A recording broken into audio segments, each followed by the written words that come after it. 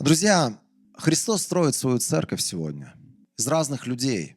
Как в прошлый раз мы говорили, мы все не похожи друг на друга. Кто-то готов выйти вперед и станцевать какой-нибудь танец, он настолько свободен. Кто-то просто вообще не готов никуда выходить. Кто-то слишком эмоциональный, кто-то, может быть, внутренне зажат. Мы все очень разные, не похожие друг на друга, и это неплохо. Это просто факт. Но на самом деле из нас, разных людей, Христос хочет строить свою церковь. И не просто церковь людей, которые ничего не могут на этой земле, которые находятся под влиянием мира, в котором они живут. Он хочет построить церковь, которая влияет на мир. Он хочет построить церковь, которая преодолевает, побеждает, и которую по-настоящему он сможет использовать для того, чтобы она могла сражаться и побеждать. Христос сегодня строит церковь победоносную. Церковь, которая не просто воюет, но церковь, которая побеждает. Она побеждает сегодня обстоятельства, ситуации, какие-то вызовы, которые есть сегодня у церкви. Знаете, Бог не хочет, чтобы мы были просто людьми, которые плывут по течению. Причем на этом течении просто просят Его периодически: Господь, сделай так, чтобы, пока я плыву по течению, чтобы у меня была утепленная лодка, потому что течение прохладное, да. Сделай там, я не знаю, какую-то броню на мне, чтобы акулы меня по течению не погрызли, чтобы я нормально куда-то там приплыл в небеса. Нет. В прошлый раз мы показывали вам это место Писания. Хочу, чтобы мы начали сегодня тоже с него. Это Второзаконие. Тот стих, который говорит о том, что мы находимся сегодня в партнерстве с Богом. Партнерство с Богом. 1 глава, 21 стих Второзакония. Здесь написано: смотри, Господь твой, Бог отдал тебе землю. Здесь написано, что Бог, Он уже сделал со своей стороны все необходимое в твоей жизни. И Он хочет давать. Он хочет совершать чудеса. Он хочет делать невероятное в твоей жизни. Однажды, много лет назад, один человек, который слышал, как я молился о финансовых нуждах, который слышал, как я умоляю Бога о том, чтобы Бог что-то сделал, связанное с финансами в моей жизни, он остановил меня и сказал: знаешь что, брат, я хочу дать тебе одно невероятное откровение, которое, я верю, повлияет на всю твою жизнь. Твой Бог, во-первых, не жадный Бог. А во-вторых, это не Бог, которого надо умолять, чтобы Он что-то сделал. Он уже произвел, и Он уже что-то сделал. И вот в этом партнерстве Ему не надо уже ни в чем меняться. Ему не надо уже что-то делать новое. Он уже совершил все добро, которое необходимо. В этом партнерстве есть одна вещь, которую мы должны усвоить. Нам надо сделать что-то. Вот это вот сердце, вообще сердце христианской жизни. Когда церковь не понимает этого, что по-настоящему мое христианство, оно вот здесь. В партнерстве с Богом. Мое христианство — это не просто прийти в воскресенье и послушать какую-то умную проповедь и услышать какие-то новые откровения о том, что это значит, оказывается, с греческого. Или что, оказывается, вот таким образом небеса сотворены, оказывается, вот такие перья у ангелов. И ты вдруг, знаешь, проникся, преисполнился. Христианство — это не огромная башка, когда ты все знаешь, когда ты наслушался красивых проповедников, красивых проповедей. Проповедники не все красивые. Спасибо. Да, как говорится, чтобы ты, главное, был нормальный. Красивые проповеди ничего не делают. Вообще. Умные проповеди ничего не делают. Твоя набожность, твоя духовность. Следующее воскресенье у нас будет Пасха. Особенный трепет у меня. Это особенный праздник. Вообще ни о чем. Пасха нам помогает, друзья. Не Рождество нам помогает. Не то, что мы какой-то, знаете, внешний вид приобрели, получили. Не это нам помогает, а сотрудничество с Богом. Когда вот здесь мы понимаем, что Он константа, Ему меняться не надо. Он уже все сделал и дал для нас. А нам надо задаться вопросом и сказать: Бог, а что мне делать? Куда мне идти? Какие вещи мне совершать? Что ты ожидаешь или что ты ждешь от меня ежедневно? Партнерство — это когда ты каждый день с этой личностью находишься в контакте, и ты делаешь в послушании то, что он тебе говорит. Помните, Иисус, Он показал пример партнерства. Он говорит, я ничего не говорю от себя, если я не услышал это от Отца. Я ничего не делаю от себя, я никуда не хожу от себя. Потому что Ему постоянно говорили, пойдем туда, пойдем сюда, давай вот этого исцелим, давай вон с тем чудо сотворим. Он говорит, я ничего не делаю сам по себе, но только делаю то, что делаю, или то, что вижу Отца Творящим. Друзья, это сердце христианина. Если у тебя до сих пор что-то другое в жизни, если ты до сих пор есть какие-то сферы твоей жизни, где ты сам себе сказал, да я в принципе молодец, я могу и без Бога деньги зарабатывать. Всегда мне печально слышать, когда я слышу эти истории, люди говорят, зачем мне давать десятину приношения, у меня вообще все по кайфу. Как кто-то добавляет, пока что. Нет. Огромное количество людей есть, которые всю свою жизнь прожили, и они никогда не давали десятины приношений. Потому что все их благословения, которые они получали, они вытекали из тех способностей, даров, талантов, которые были вложены Богом в их жизнь. И они сами, уповая на свои силы и на свои руки, смогли построить что-то, смогли что-то заработать, получить. Но у меня всегда есть вопрос, а как больше бы этот человек смог сделать, получить, заработать, если бы он это делал в партнерстве с Богом? У нас есть гитара, к примеру, 1, 2, 3, и ты можешь взять эту гитару, и она звучит даже без подключения. Там есть струны, они денег стоят, сама гитара денег стоит, гитарист, красавчик, сам тоже денег стоит. Когда это все сочетается, и что-то играется даже. Но знаете, когда ты ее подключишь в сеть, ее могут слышать тысячи. И она может влиять, и она может звучать совсем по-другому. Когда она еще через классный пульт, за которым Леха сидит, который может добавить там каких-то эффектов, так она вообще зазвучит, как будто бы с неба эта гитара. Та же самая история и с нашими деньгами. Люди недооценивают многих вещей в нашей жизни. Ты можешь что-то сам по себе, ты можешь, я не знаю, там, добиться каких-то результатов сам по себе. А как больше и как круче бы ты увидел результат, если бы ты делал это в партнерстве с Богом. С тем, который умнее, с тем, который наперед что-то знает, с тем, который может делать такие чудеса, на которые ты никогда не мог бы рассчитывать. Здесь написано, смотри, Господь твой Бог все сделал. Ты подключись сегодня в этот процесс, и ты поднимись. Здесь написано, поднимись и завладей землей, как сказал тебе Господь, Бог твоих отцов. Друзья, давайте мы сегодня включимся в этот Божий процесс партнерства с Богом. Есть у тебя какая-то сфера твоей жизни, где сегодня, как тебе кажется, Бог не действует. Я хочу тебе сказать один самый главный ответ на все эти вопросы. Бог уже все сделал через Голгофский крест. Единственное, что Он хочет, чтобы ты задался вопросом, и ты сказал, Бог, а что мне начать делать и куда мне двигаться? Знаете, вот я когда слышу истории разных людей, истории церквей, истории разных служителей. Вот буквально на днях общался с человеком, и он рассказывал там историю о том, как он покаялся. А я знал ту церковь, в которой он покаялся. Я знал человека, который в тот момент был пастором этой церкви. Знаете, где этот человек сегодня? В Америке. Очередной пастор. 125-тысячный пастор. Я уже не говорю просто об обычных людях. Я просто говорю сейчас о Божьих людях, которые были призваны. Это люди, которые были особенным образом призваны к особенной работе в теле Христа. Эти люди просто в Америке. Они просто зарабатывают деньги. Может быть, он на лодке по Миссисипи гоняет. Может быть, он себе сделал татуировку с видами Пенсильвании. Я не знаю. Он зарабатывает, наверное, в несколько раз больше денег, чем он зарабатывал здесь. Я не знаю, что людей толкает на это. Конечно, наверное, это вот эта вся бредня о лучшей жизни, это вся бредня о свободе, что вот мы сегодня такие несвободные, а там мы свобода. Я не знаю. Друзья, что было бы, если бы просто мы оставались в сотрудничестве с тем, который имеет планы о побеждающей церкви? Что было бы, если бы просто мы оставались в сотрудничестве, и мы бы жили там, где Он хочет, чтобы мы жили? Мы бы жили бы с теми, с кем Он хочет, чтобы мы жили.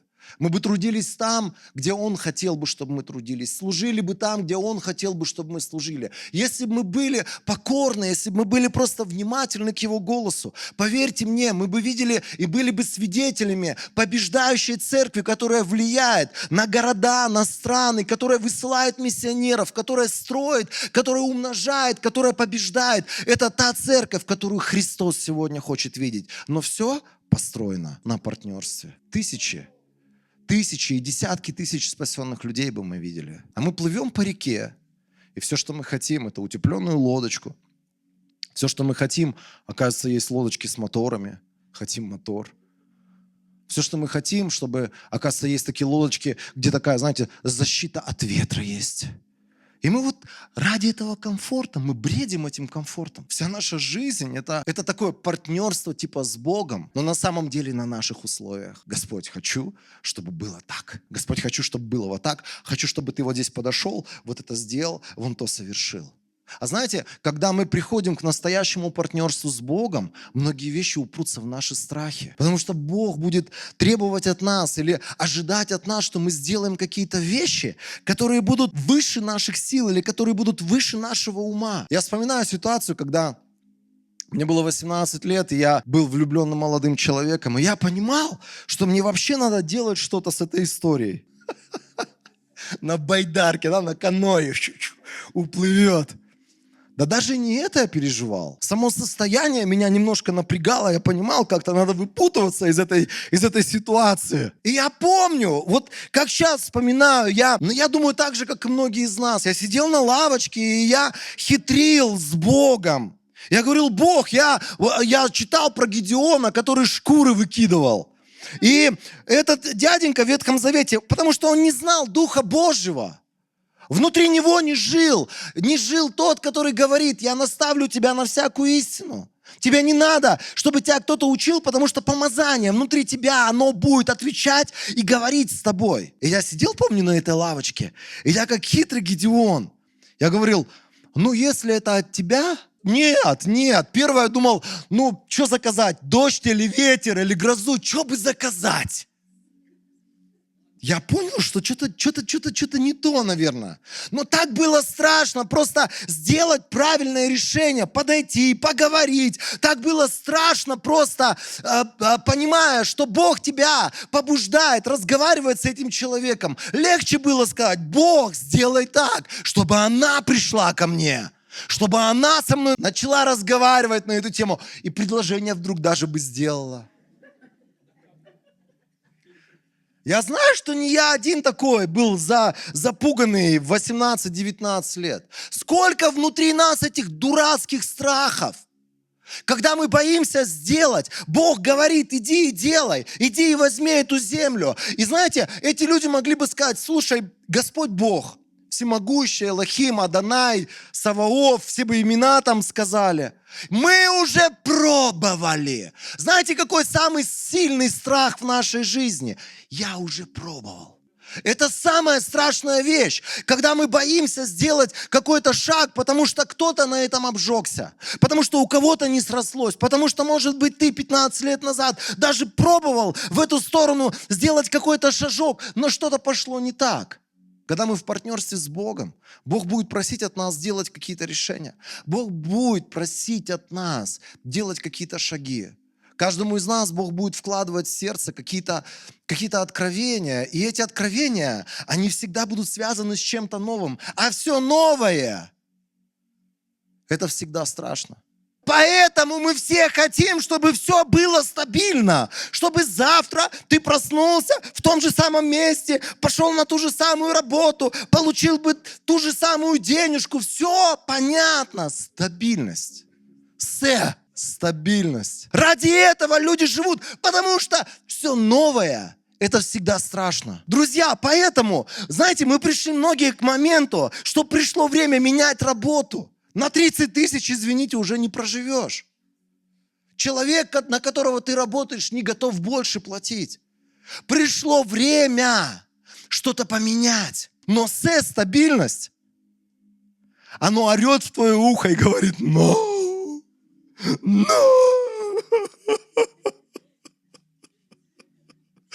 А религиозность говорит тебе, просто молись Богу.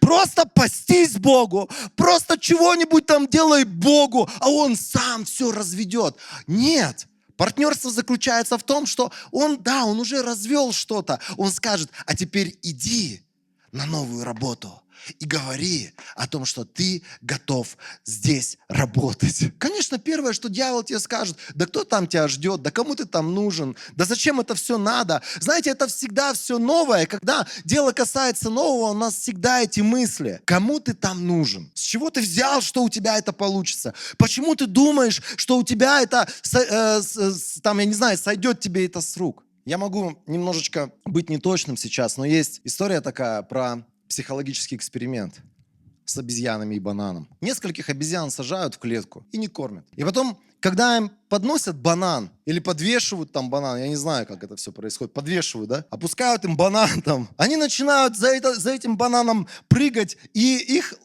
бьют током.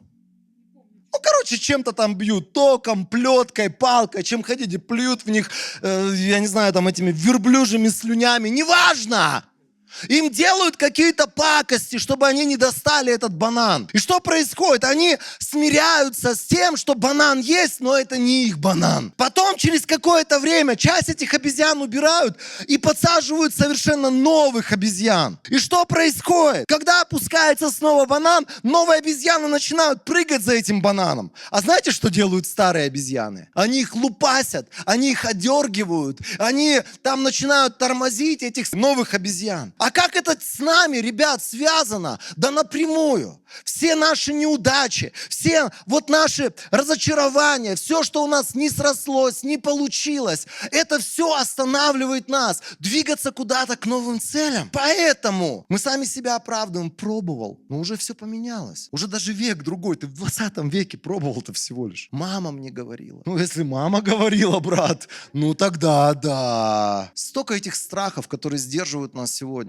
От того, чтобы мы стали успешными людьми в партнерстве с Богом, успешными в служении, успешными в наших финансах, успешными, в семейной жизни. У Бога есть ответ на все вопросы, которые у нас скопились. И Он каждый раз побуждает нас делать какие-то вещи, но всегда восстает страх, который начинает тебя одергивать, который начинает тебя просто держать за ногу, пока ты его не стряхнешь. Или как в прошлый раз мы показывали вам фоточки, пока ты не сломаешь этот шлагбаум в своей жизни, ничего не будет происходить. Друзья, побеждающая церковь – это церковь, которая преодолевает внутри себя страхи, побеждает эти страхи и идет наперекор этим страхам. Есть всего лишь два типа страха в нашей жизни, с которыми мы можем смириться, или которые приходят с неба, которые в принципе должны быть в нашей жизни. Первое и самое главное – это страх Божий. Библия говорит, что страх Божий – это ненавидеть зло. Страх Божий – это то самое внутреннее состояние, за которым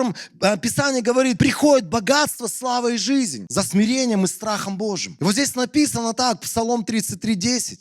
«Бойтесь Господа, святые Его, ведь кто боится Его, ни в чем не нуждается». Это тот страх, единственный фактически, который с неба приходит в нашу жизнь, который нам необходимо позволять, пускать в наш разум, скажу больше, даже культивировать в своем сердце. Страх Божий, как однажды сказал Т.Л. Осборн в 90-х годах, я услышал это откровение, он говорит, это внутреннее состояние, когда ты сам себя проверяешь и говоришь, а сделал бы ли так Иисус? Сделал бы Иисус так, как ты сделал? Сказал бы Иисус так, как ты сказал? Пошел бы туда Иисус, куда ты сегодня пошел? Мыслил бы Иисус так, как ты мыслишь сейчас. Это все страх Божий. Понимание, что я открыт, и вся моя сущность, мои мысли, мои слова, то, что, может быть, никто не видит, это открыто перед Богом, и ты ходишь перед Ним. Это страх Божий. Второй тип страха, это то, что мы называем инстинкт самосохранения, но это можно назвать, здравомыслием. К примеру, я знаю, что я не птица. Я здравомысленный человек, согласитесь, когда я понимаю, я не птица. Поэтому выйти, например, с 5-го этажа через балкон, это не мой путь. Так как я человек, для меня специальная лестница или лифт создан другими людьми. Потому что я не птица. У меня есть здравомыслие. Инстинкт самосохранения – это то, что основано на здравом смысле. Ты, например, не поедешь сейчас по улице 130 км в час. Хотя Но вообще правила дорожного движения на крови написаны. Для тех людей, у которых здравый смысл существует. Если там сплошная, например, ты в гору поднимаешься, сплошная, ты не понимаешь, что там у тебя за горой происходит. Она там не просто так, потому что ребяткам краску деть некуда было в Кыргызстане. Они думали, ну что, давай вот здесь выльем посреди дороги. Пусть люди не обгоняют друг друга. Матфея 4 глава. Здесь написано так. Затем дьявол поставил Иисуса на самый верх храма святого города. И он сказал, если ты Сын Божий, то бросься вниз, ведь написано же, своим ангелам повелит о тебе, и они понесут тебя на руках, чтобы ноги твои не ударились о камень. Он был Иисус, поэтому он ответил ему, написано также, не испытывай Господа Бога твоего. Но многим из нас ближе сказать, ты совсем дурачок, что ли? Иисус просто, он был Слово Божие, он отвечал Словом Божьим. Иногда мы не знаем, как ответить нашим собственным мыслям. Просто остановись, скажи, ну я же не дурачок. Чтобы делать эти глупости. Я же не дурачок, чтобы флиртовать с чужой женщиной. У меня же инстинкт самосохранения есть. Потому что Библия говорит, блудники и прелюбодеи Царство Божие не наследуют. Хоть это пусть будет инстинктом самосохранения для меня. Вот эти два страха, это нормальное состояние. Но есть третья вещь, от которой нам необходимо бежать, а лучше всего с этим воевать, с этим бороться. Это демонические страхи, которые дьявол нам навязывает. У кого-то страх, что ты умрешь от рака. У кого-то страх, что ты завтра тебя вот так вот выпнут с твоей съемной квартиры, и ты просто под забором будешь как пес.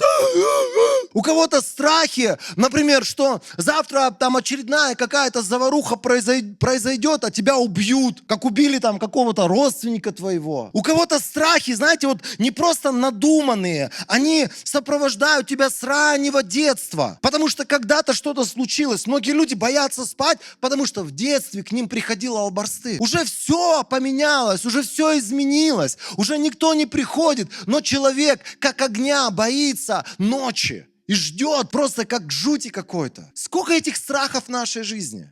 Сколько этих страхов контролирует нашу финансовую жизнь, наше здоровье? Сколько этих страхов контролирует нас как служителей Божьих? То, с чего я начинал. Почему люди убегают отсюда? Потому что страшно. Что будет завтра со мной, с моими детьми? Смогу ли я выжить? Получится ли у меня? А вот все идет к тому, что дальше только хуже. Знаете, если я живу со страхами, дальше хуже будет и в Австралии, и в Америке со мной, везде. Три вещи. Если ты хочешь побеждать сегодня свои страхи, что тебе необходимо делать? Первое, провозглашай Слово Божие. Провозглашай Слово Божие. Может быть, умерла у тебя бабушка, мама, какой-то близкий человек от рака, и тебя постоянно это сопровождало. И ты просто берешь Слово Божие и говоришь, что ранами Иисуса Христа я исцелен. Я буду жить и возвещать дела Господни. Моя судьба сегодня, это не судьба моих родителей. На мне остановлены все проклятия моего рода. Провозглашай это своими устами. 2 Тимофею 1:7. Здесь написано так. Бог нам не дал духа страха. Он дал нам дух силы, любви и благоразумия. Это то, что Богом сказано о нас. Что дух страха это не наше. Когда это приходит в мою жизнь, что что-то не произойдет, не получится, Бог не ответит на мои молитвы. Я говорю, это не от Бога, потому что это не Бог мне дал страх. Мой Бог мне не дал духа страха. Прославление, которое мы записываем, это хорошая вещь, когда ты просто включаешь. Неважно, на нашем ли канале, или как, например, у меня в машине всегда звучит один и тот же исполнитель. Ты просто включаешь какие-то песни, и ты вместе с этими людьми провозглашаешь то, что они провозглашают из Слова Божьего. Например, одна из песен, там, помните, мы поем, даже если я не замечаю, даже если я не ощущаю. А иногда с нами именно так и происходит. Утром мы не замечаем, не ощущаем, только рожу свою в зеркале наблюдаем. Так важно это исповедовать. Так важно это продолжать говорить, потому что ты будешь получать то, что говорят твои уста. Библия говорит, от избытка наших слов, от избытка наших уст мы будем наполняться добром в нашу жизнь. Даже если вокруг все идет не так, я знаю, что на мои молитвы будет отвечать Бог. Даже если я не вижу и не чувствую, как Он работает, я знаю, я получаю от Него просимое. Потому что так говорит Писание. Даже если все сдались и опустили свои руки, я как-то старая, бедная вдова, буду продолжать стучать в закрытые двери, зная, что они все равно откроются. Даже если я не ощущаю, не замечаю, не получаю в свои сроки и в свои времена. Я знаю, что Он, начавший свою Божию работу, ответит и будет делать то, что Он обещал о каждом из нас. Второе. Вот если ты решил бороться сегодня со страхами, а эти страхи приходят в твою жизнь, к примеру, у тебя очередная ситуация, тебя выгоняют из дома, и ты не знаешь, где тебе завтра жить. Айба, есть у вас маленький кусочек земли, я юрту там поставлю, я буду в юрте жить у вас на кусочке земли. Юрта, кстати, откуда юрта? Палатку куплю, она протекает, ну и ладно. Друзья, как часто мы сталкиваемся с какими-то ситуациями, которые мы уже проходили, это уже было, я это уже видел.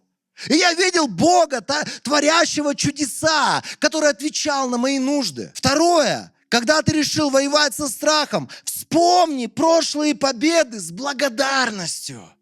Вспомни, скажи своей жене, это уже было. Уже отпадали дети и возвращались. Это уже было. И будет то, что Бог обещал о них. Я и весь мой дом, мы будем служить Богу. Ребята, если у нас что-то другое в голове живет, с нами что-то неправильно, либо мы сотрудничаем с кем-то не тем, либо мы не сотрудничаем просто с Богом. Но когда мы не сотрудничаем с Богом, мы все равно с кем-то будем сотрудничать. С плотью, со своей, с дьяволом, с бесами. Место Писания здесь интересно, во Второзаконии 7 главе 17 стиха. Ты можешь подумать, эти народы сильнее меня. Как же я смогу выгнать их? Ты можешь подумать, эта ситуация, эти обстоятельства сильнее меня. Не бойся их. Хорошо помни, что Господь твой Бог сделал с фараоном и со всем Египтом. Что им надо делать, чтобы не бояться? Вспоминать, что Бог уже сделал.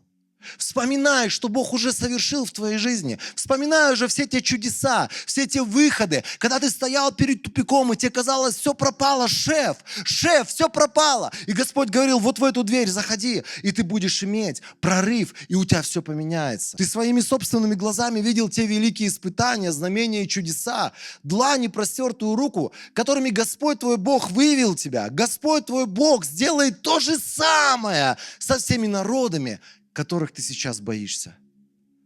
Со всеми своими обстоятельствами ты столкнулся в очередной раз.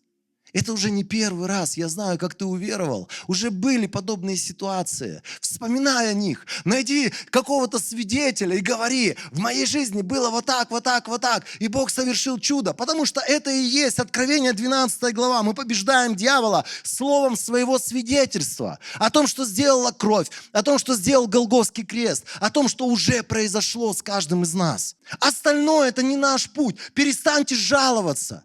Слово мы сегодня читали, которое переводится как «работники» в синодальном переводе. В НРП стоит, это люди, которые жалуются. Жалуются на свою жизнь, на плохого начальника, на дурацкие обстоятельства, на то, что у меня нет чего-то, на то, что у других есть что-то. Перестань. Знаете почему? Потому что это тупо не работает. Хуже всего, что когда ты жалуешься, ты попадаешь вот в этот разряд или в эту касту работников. Библия говорит, что работники – это люди, которые рано или поздно получают то, что они говорят своими устами. Помните этих ребят? Они же кричали, да мы все сдохнем в этой пустыне. И однажды Бог явился к ним и сказал, как вы говорите, ребят, так и будет с вами. Ой, я никогда не получу недвижимость свою. Ой, я никогда то, я никогда это, я никогда не выйду замуж, я же урод. Не женюсь. Ладно, простите, я просто путаю понятия тут без всякого подвоха. Ой, я всегда буду хромоножкой, я всегда там буду неразгибаемым, несгибаемым, еще чего-нибудь. Мы на себя всякую дичь говорим, а потом, знаете, с годами понимаем, точно все, что наговорил, все пришло. Я дурацкий пророк, да, тут можно добавить. Я пророк страха. А знаете, что такое страх? Это замена веры в твоей жизни. Это когда ты веришь в негатив. Это когда ты просто не делаешь шаг, потому что ты веришь в негатив. А третья вещь. Мы исповедуем Слово или провозглашаем Слово. Мы свидетельствуем другим о прежних победах. А третья вещь. Пока ты не начнешь преодолевать страх, он никуда не денется. Вообще никуда не денется. 23 глава, первая книга Царств, когда Давиду сказали: послушай, филистимляне воюют против города Кеилы и грабят Гумна, сарай грабят. Он вопросил Господа: пойти ли мне и напасть ли на этих филистимлян? Он знал, что такое партнерство.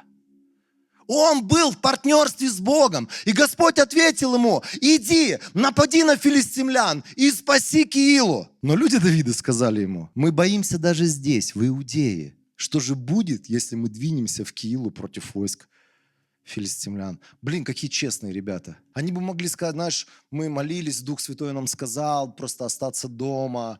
Сегодня праздник Пасхи, сегодня не надо никакой движухи лишней. Сегодня надо с женой побыть.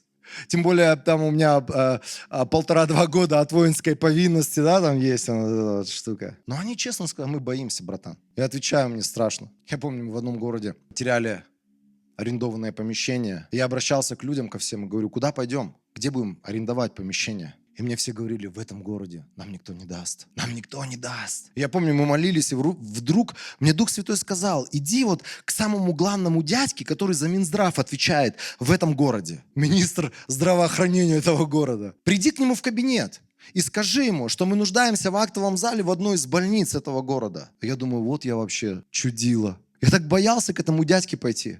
Но безвыходная ситуация. Либо мы будем дальше созидать церковь, нам нужно было помещение, где нам собираться, либо мы ее просто не будем дальше созидать. Я был в безвыходной ситуации, и мне пришлось наступить на самого себя, прийти к этому дядьке. И знаете, я пришел, а там такой байкешка в колпаке сидит, и там такой, типа: что надо? Охота сказать шоколадом, но не за шоколадом пришел. Я сел напротив и говорю: я вот такой-то, такой-то, у нас вот такое служение. Знаете, чем больше я ему говорю, тем шире у него глаза становятся. Типа: а я что тебе, чем я тебе могу помочь? Я говорю: у вас в больницах есть актовый зал, и мы будем денежку платить. Пустите нас в актовый зал. Он такой, знаете, вот он смотрит на меня, и он сам не верит, что этот человек пришел с такой просьбой. Он говорит: ты же христианин, религиозный какой-то деятель. Я говорю: да. У вас церковь? Я говорю: да. И вы хотите собираться в актовом зале в нашей больнице? Я говорю: да. Он опять переспрашивает. Он сам не может поверить в то, что этот человек пришел и просто требует. И, видимо, знаете, вот ошалелый. Говорит: ну давайте попробуем. И я помню, мы въехали в актовый зал облбольницы и собирались, там нас человек 100 было, даже больше. Мы там кипиша создали в этой больнице столько. Мы ходили молиться по палатам еще. Потом у нас были люди, которые мыли просто полы. И все их спрашивали: вы кто такие? А мы христиане, мы моем полы, чтобы вы спросили, кто мы такие, чтобы вам проповедовать Евангелие. В палатах больничных, да. Все казалось дурацким чем-то. Закончилось чем-то славным. Когда мы заполнили тот зал, Бог нам другой зал дал. Всегда все новое. Это страшно, друзья. Но я вдохновляю вас, начинайте бизнес. Я вдохновляю вас, получайте от Бога новую работу. Я вдохновляю вас, делайте те служения, которые Бог вам вкладывает в сердце, и не опускайте своих рук. Я вдохновляю вас, подходите к тем женщинам, на которых Бог вам указал в сердце, и вы влюблены в этих людей. Не ждите, пока ангел подойдет, потому что это не его призвание, это твое призвание. Давид еще раз вопросил Господа. Даже у Давида немножко сомнения возникло. И Господь ответил ему: спустись в Киилу, потому что я отдаю филистимлянам в твои руки. И Библия говорит: и Давид со своими людьми. Что сделали эти ребята? Им было страшно, но они взяли и спустились. Они наступили на свой страх. Они просто пошли и стали делать вещи, которые Бог вложил в сердце Давида. Им было страшно, но они преодолели свои страхи. Церковь, которая сегодня побеждает со Христом, это не церковь, у которой страхи отсутствуют. Это церковь, которая преодолевает страхи. Муж, который сегодня преуспевает в деле семейном, это не муж, у которого нет страха. И такой, знаете, там я его левой, правой. Нет! Это человек, который всего боится, но преодолевает. Человек, который бизнесом сегодня занимается, это, знаете, не человек, у которого 7 пядей во лбу, и вот он там золотой ложкой во рту родился. Нет! Это человек, который понимал, что ему надо делать. Ему было страшно, он преодолел. Человек, который сегодня служит в одном, в другом или в третьем служении, это не просто вау, супер помазанник. Это такой же, как и ты, он просто преодолел себя, и он стал делать то, что надо было делать от Духа Божьего. Давид со своими людьми, я просто его не дочитал. читал. Пришел в Киило, сразился с филистимлянами и увел их скот. Блин, как я хочу, Господь, чтобы я просто молился дома, постился дома, а скот пришел сам ко мне. Просто, чтобы ангелы вот так вот прям на веревках спустили скот ко мне. А как? Ребят, а сколько у нас молитв этих? Как мы любим молиться. О, Господи, я сижу сегодня дома, сегодня вечером я пойду в церковь. Сделай так, чтобы ангелы Божии затолкали в нашу церковь новых людей. Дух Святой говорит, я хочу, чтобы ты пошел к этим новым людям, к друзьям твоим, к знакомым твоим, взял их за руку. Даже тебе страшно, даже они тебе будут говорить всякие дурацкие слова. Ай, ты баптист, не приходи ко мне больше, а ты снова и снова у его порога и говоришь, я пришел, пришла пора прийти на собрание. И может быть это по-дурацки выглядит, но это работает, когда ты не перекладываешь свою ответственность на ангелов, на Духа Святого, чтобы они тебе скот принесли. Один молодой человек закололся до такой степени, я про него рассказывал эту историю на одном из собраний из наших. Он закололся до такой степени, это Голландия, да, была? Он закололся так, что полиция не брала его с улицы. И от него остались рожки и ножки. Кожа и кости, лучше так сказать. Полиция его не брала, потому что вдруг они его притащат сейчас в камеру, он там сдохнет, им там 500 отчетов писать, потом перед прокурорами оправдываться, что это не по их вине произошло. И были две тетеньки. Они через него постоянно ходили на собрания. И каждый раз, когда они проходили мимо, они ему говорили какие-то слова. Тебе нужен Иисус, ты нуждаешься в Иисусе. Он был агрессивный, неверующий человек. Пошли нафиг. Я не могу подражать людям, которые колятся, потому что я не колюсь. Ну так, наверное, медленно. Идите нафиг, мне не нужен Христос. Одному человеку я говорю, слушай, ты вот проповедника этого слушаешь, а он же наркоман. Он говорит, ты чё, блин, какой он наркоман? Я говорю, просто я видел вот этих всех уже. Наркоман. Это человек, ненавидящий всех вокруг себя. Все, что ему надо, это доза. И эти две тетеньки постоянно ему что-то говорили. Капали ему на мозги. Он каждый раз очень агрессивно их отправлял оттуда. И в один прекрасный момент, знаете, что сделали эти две тетеньки? Они его просто подхватили под ручки, потому что он был кожа и кости. Его можно было носить под ручками. Они его затолкали. Да, они его затолкали в реп-центр. Они его запихнули туда, откуда он какое-то время выйти не мог. По какой-то причине, я не знаю. Мы против того, чтобы насильно лишать людей свободы. Этот человек уверовал там, в этом реп-центре. И он стал евангелистом со временем. Просто две тетеньки. Они не говорили, о Господи, умирает скотина. Господи, сделай с ним что-нибудь. Пусть ангелы его приподнимут. Пусть Дух Святой его лишит желания колоться героином. Пусть ему попадется в очередной раз какая-то женщина, с которой он должен там будет отношения иметь, чтобы она ему сказала что-то. Они не стали дурью заниматься, которые иногда религиозные люди занимаются, на кого-то все перекладывают ответственность. Они понимали, Дух Божий побуждал их взять этого парня и благовествовать ему, и даже поместить его куда-то в особенное место и заботиться о нем. Знаете, друзья, я хочу вам сказать, что страхи, они никуда не денутся, даже если ты провозглашаешь слово. Это всего лишь начальный этап. Даже если ты всем свидетельствуешь, иногда это даже не помогает тебе избавиться от страхов, с которыми ты сегодня столкнулся. Только когда ты начинаешь наступать на них и преодолевать эти страхи. Только когда ты начинаешь вопреки этим страхам действовать, ты начинаешь получать что-то от Бога. Нет имущества, иди покупай свое имущество. Да, я знаю, что нет денег. Договаривайся с банком, с ипотекой. Некоторые люди скажут, а как же никому не быть должным ничем? Да какая разница? Ты за последние 10 лет сколько ты за аренду денег отдал? Ты бы уже эти 10 лет за ипотеку отдал те же самые деньги. А еще 10 лет пройдет, ты еще сколько-то отдашь, и уже эта квартира станет твоей. Логично? Логично. Многие люди такие духовные, такие религиозные, они говорят, нет, кредиты и долги, это не про нас. У нас на канале есть слово о кредитах. Послушайте это слово. Там есть плохие кредиты, а есть хорошие кредиты. Есть плохие кредиты, когда тебя под 30% через кредитную карту ласса такое закидывают на тебя и потом вот так держат за шею. А есть хорошие кредиты, благодаря которым ты еще и богатым станешь. Может быть. Но это не всегда так. Аминь.